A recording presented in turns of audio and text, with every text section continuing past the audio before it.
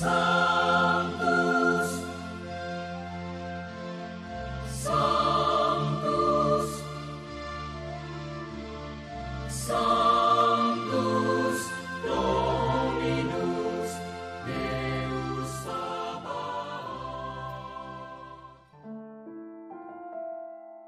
Bapak, Ibu, dan saudara-saudariku yang terkasih dalam Tuhan kita Yesus Kristus, salam jumpa kembali, salam sejahtera untuk kita semua. Berkat Allah yang Maha Kuasa senantiasa menyertai kita. Hari Minggu tanggal 23 Juli tahun 2023 adalah hari Minggu biasa ke-16. Marilah kita mendengarkan dan merenungkan bacaan-bacaan kitab suci.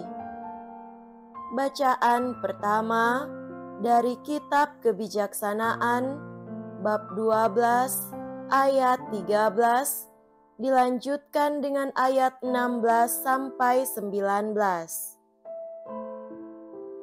Selain Engkau, tidak ada Allah yang memelihara segala-galanya, sehingga Engkau harus membuktikan kepadanya bahwa Engkau menghukum dengan adil. Asas keadilan-Mu ialah kekuatan-Mu, dan karena berdaulat atas semuanya, maka Engkau bersikap lunak terhadap segala sesuatu. Kekuatan-Mu hanya Kau perlihatkan apabila orang tak percaya akan kepenuhan kuasa-Mu. Dari orang yang berani menentang kekuasaan-Mu Kau permalukan. Tetapi meskipun Engkau penguasa yang kuat, Engkau mengadili dengan belas kasihan dan dengan sangat murah hati memperlakukan kami. Sebab kalau mau, Engkau dapat berbuat apa saja. Dengan berlaku demikian, Engkau mengajar umat-Mu bahwa orang benar harus sayang akan manusia. Anak-anak-Mu Kau beri harapan yang baik ini, apabila mereka berdosa, Kau beri kesempatan untuk bertobat. Demikianlah sabda Tuhan. Syukur kepada Allah.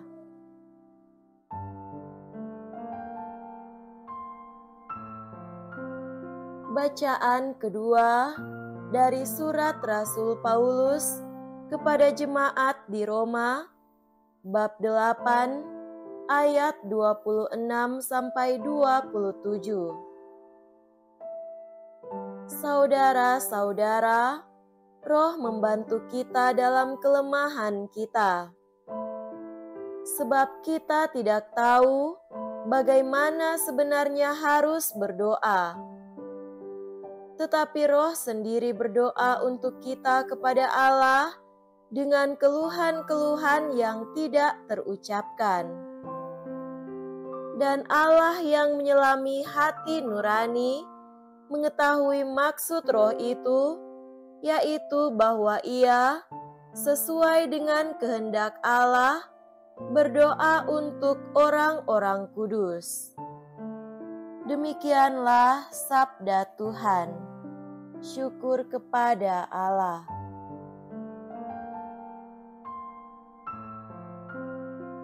Semoga Tuhan beserta kita sekarang dan selama-lamanya.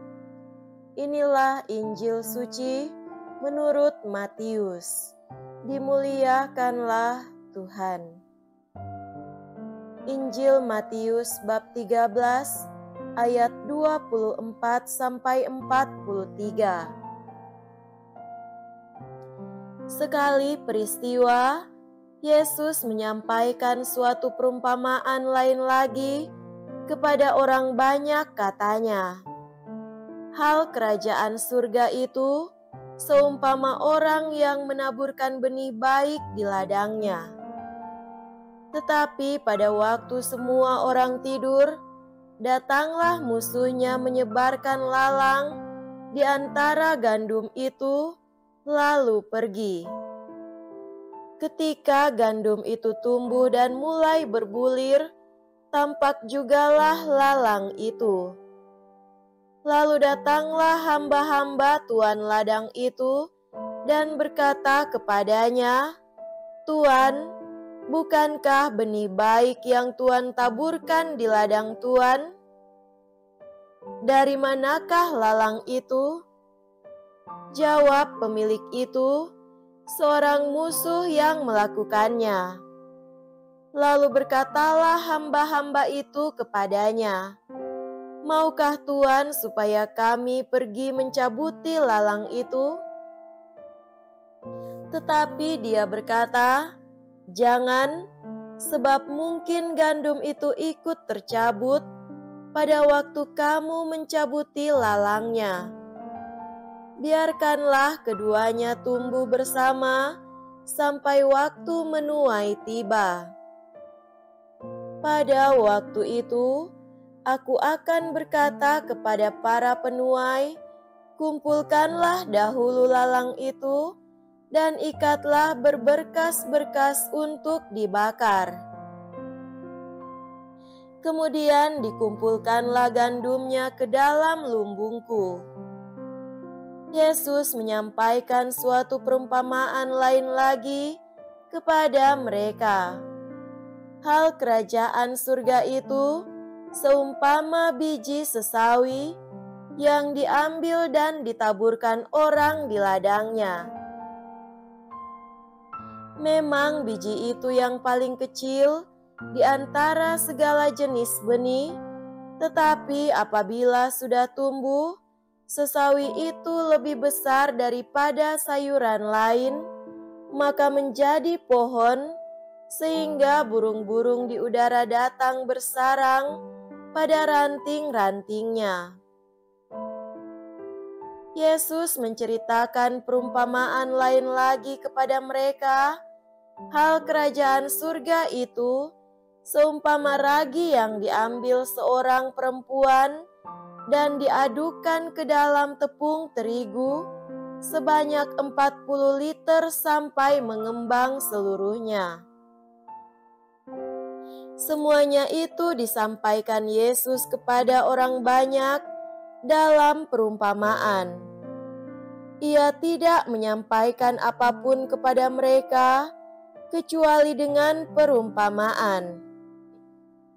Dengan demikian, digenapilah firman yang disampaikan oleh Nabi, "Aku mau membuka mulutku untuk menyampaikan perumpamaan. Aku mau mengucapkan hal yang tersembunyi sejak dunia dijadikan." Lalu Yesus pun meninggalkan orang banyak itu, lalu pulang. Para murid kemudian datang dan berkata kepadanya, "Jelaskanlah kepada kami arti perumpamaan tentang lalang di ladang itu." Yesus menjawab, "Orang yang menaburkan benih baik ialah Anak Manusia. Ladang ialah dunia. Benih baik itu adalah anak-anak kerajaan, sedangkan lalang adalah anak-anak si jahat. Musuh yang menyebarkan benih lalang ialah iblis. Waktu menuai ialah akhir zaman, dan para penuai itu malaikat. Jadi, seperti lalang itu dikumpulkan dan dibakar dalam api, demikian juga pada akhir zaman. Putra Manusia akan menyuruh malaikat-malaikatnya, dan mereka akan mengumpulkan segala sesuatu yang menyebabkan orang berbuat dosa, dan semua orang yang melakukan kejahatan dari dalam kerajaannya. Semuanya akan dicampakkan ke dalam tungku berapi. Di sanalah akan terdapat ratapan dan kertak gigi. Pada waktu itulah orang benar akan bersinar seperti matahari dalam kerajaan Bapa mereka. Siapa bertelinga, hendaklah ia mendengarkan. Demikianlah sabda Tuhan. Terpujilah Kristus.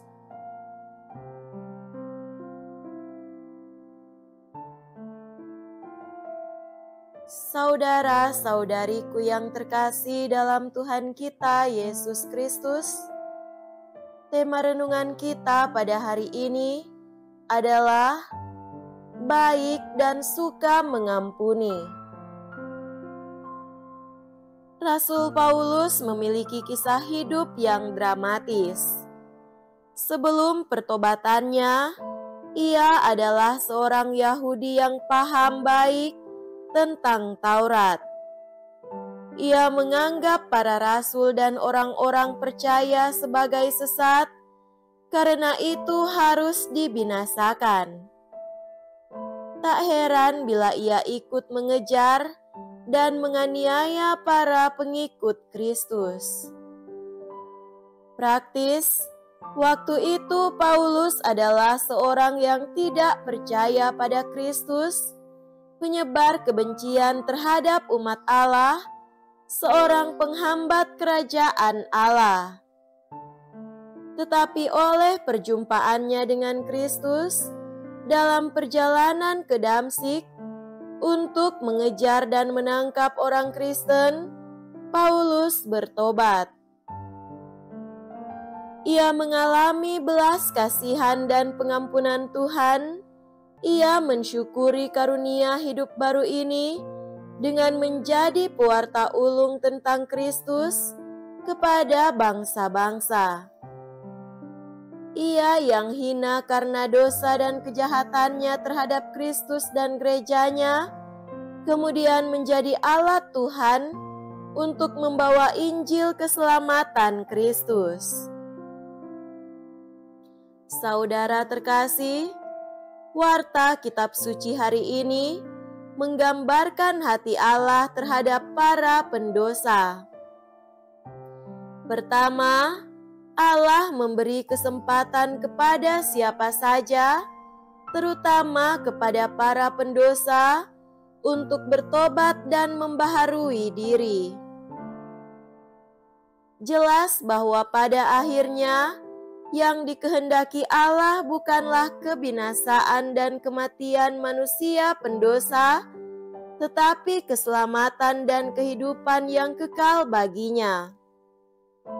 Lewat perumpamaan tentang benih gandum dan lalang dalam Injil hari ini, Yesus menunjukkan Allah sebagai pribadi yang tidak suka menghukum. Sebaliknya, Ia adalah pribadi yang sabar, yang memberikan kesempatan kepada orang berdosa dan tidak percaya untuk tetap hidup dan berbalik kepadanya. Kepada para hamba yang segera ingin mencabuti dan memusnahkan lalang itu, Tuhan itu berkata, "Jangan, sebab mungkin gandum itu ikut tercabut pada waktu kamu mencabuti lalangnya. Biarkanlah keduanya tumbuh bersama sampai waktu menuai tiba." Pada waktu itu, aku akan berkata kepada para penuai, "Kumpulkanlah dahulu lalang itu dan ikatlah berberkas-berkas untuk dibakar. Kemudian kumpulkanlah gandumnya ke dalam lumbungku." Bila kita jatuh dalam dosa, janganlah kita menyia-nyiakan kesempatan dan panggilan dari Allah sendiri kepada kita untuk bertobat dan memuliakan nama-Nya. Benarlah kata-kata kitab kebijaksanaan ini. Anak-anakmu kau beri harapan yang baik ini. Apabila mereka berdosa, Kau berikan kesempatan untuk bertobat. Mazmur 86 menjelaskan kepada kita alasan mengapa Tuhan memberi kesempatan kepada pendosa untuk bertobat. Ya Tuhan, Engkau sungguh baik dan suka mengampuni, kasih setiamu berlimpah bagi semua yang berseru kepadamu. Tetapi Engkau ya Tuhan, Allah pengasih dan penyayang, Engkau sabar dan berlimpah kasih setia. Kedua, Tuhan bahkan bukan hanya memberi kesempatan kepada pendosa untuk bertobat, tetapi lebih daripada itu, untuk menolong mereka agar selamat. Ia mengutus putra tunggalnya ke dunia untuk membawa kerajaan Allah, membawa keselamatan bagi seluruh umat manusia. Ia ingin agar manusia percaya kepada putranya dan beroleh hidup yang kekal. Begitu besar kasih Allah kepada dunia, hingga Ia telah mengaruniakan anaknya yang tunggal, supaya setiap orang yang kepadanya tidak binasa, melainkan beroleh hidup yang kekal. Sebab Allah mengutus anaknya ke dunia, bukan untuk menghakimi, tetapi untuk menyelamatkannya. Yesus putranya akhirnya rela menyerahkan nyawanya sebagai tebusan agar kita para pendosa mendapatkan pengampunan dan layak menghadap Bapa kita. Saudara-saudariku terkasih, kita yang telah disatukan dengan Kristus dan gerejanya lewat pembaptisan senantiasa dipanggil untuk selalu bertobat dan membaharui diri dan menyerupai hati Tuhan, yaitu hati penuh kasih dan penyayang, hati yang sabar dan berlimpah kasih setia. Orang beriman dan rendah hati tidak akan dipandang hina oleh Allah, sebaliknya akan ditinggikan dan dimuliakan. Yakinlah akan tuntunan dari Allah lewat Roh Kudus-Nya yang menerangi hati dan budi kita dan membantu kita dalam kelemahan kita. Semoga demikian. Amin.